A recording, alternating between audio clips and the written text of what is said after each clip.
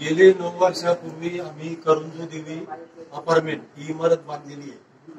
ती 9 वर्षापूर्वी इमारत बांधलेली सर आम्ही सर्व परमिशन घेऊन कायदेशीर इमारत बांधलेली.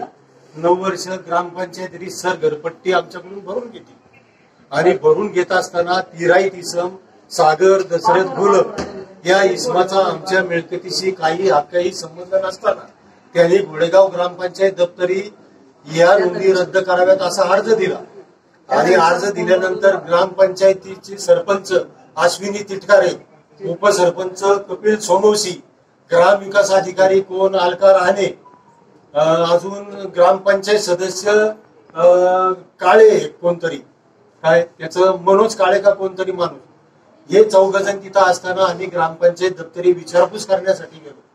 आम्ही विचारपूस अशी केली की मॅडम तुम्ही गेली 9 वर्ष आमच्याकडून घरपट्टी वसूल करताय आणि तुम्ही डायरेक्ट आमच्या मिळकतीशी तिराईत माझा कोणत्याही प्रकारचा हक्कही संबंध नसताना तुम्ही डायरेक्ट नोंदी रद्द करण्याची नोटीस आम्हाला का पाठवता.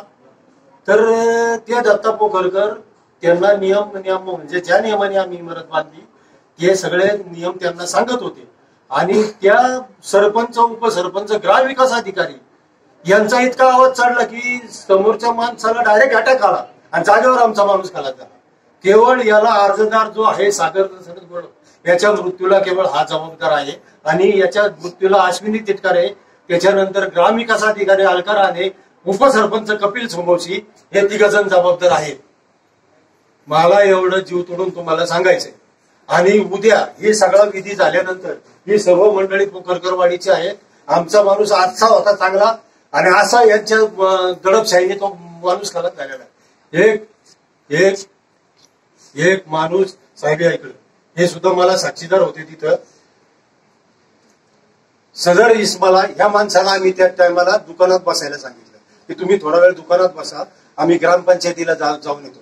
आमच्या माणसाला काही आजार नव्हता, काही नव्हता, एकदम नॉर्मल कंडिशन. परंतु यांच्या बुद्रेशनमुळे आणि हा जो तिराईत इसम आहे या सारखा आता मी एक अपंग म्हणून एक अपंगावर यांनी जो मानसिक त्रास केलाय याची एक तक्रार मी सर त्याच्या विरुद्ध हे सगळा विधी झाल्यानंतर करणार आहे.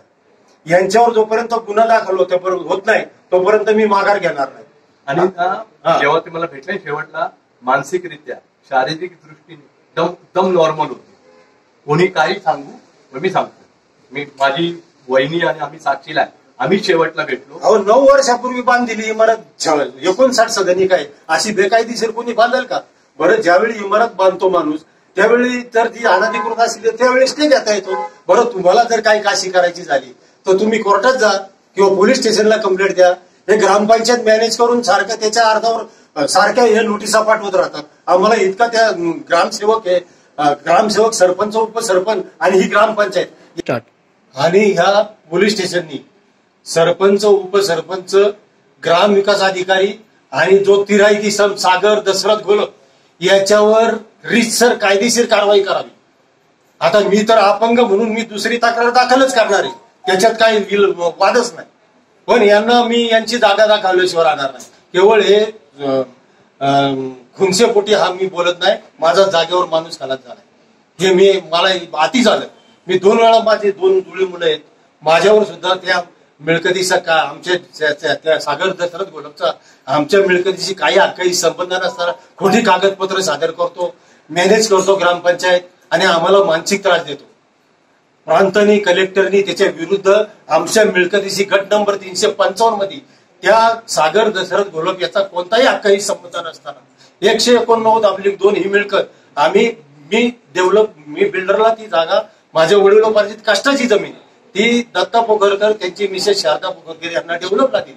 ती डेव्हलप झाली आणि कुठलीही शहानिशा न करता हे आमच्या अपंगत्वाचा गैरफायदा घेऊन आम्हाला नोटिसा पाठवतात की तुमच्या नोंदी रद्द करण्यात येतील. आणि हीच समजून सांगायला मी गेलो आणि आमच्या त्यांच्या प्रेशरने आमचा माणूस खालात झाला.